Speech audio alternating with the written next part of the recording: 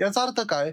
तर ती एका दिशेने ग्रोथ नाही होत. 5 किलोमीटर आता नाही, आपण मंतरवाडीपर्यंत जर विचार केला बायपासचा, तर तिथून पुढे वडकीपर्यंत वाढलं, असं नाही होत. हे ओव्हरऑल काय आहे, की ती इर्रेग्युलर शेपमध्ये डेव्हलपमेंट होते. बरोबर. आजूबाजूला ज्या फॅसिलिटी आहे त्याप्रमाणे लोकं तिथं इल्लीगल असेल, गुंठेवारी असेल, कशीही घरं बांधतायत आणि ती तिथं स्थायिक होण्याचा प्रयत्न करतायत. आता बरोबर. उंदरी पिसोळी हे 2016 ला कॉर्पोरेशनमध्ये गेलं.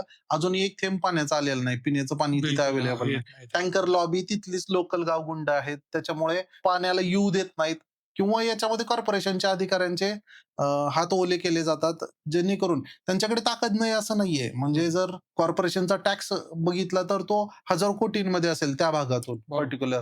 जी गावं 2016 ला गेली होती. पण तिथं बेसिक फॅसिलिटी दिल्या जात नाही. जी कचरा कुंडीची गाडी येते त्याला पण सोसायट्यांनी हप्ते द्यावे लागतात. ही बरोबर. रिॲलिटी आहे. तर लोकांनी समजून घ्यावं, की कॉर्पोरेशनमध्ये गेलं किंवा बरेच लोकांचं आर झोनबद्दल एक मत आहे. आर झोन म्हणजे चला मला बांधायला परवानगी नाही.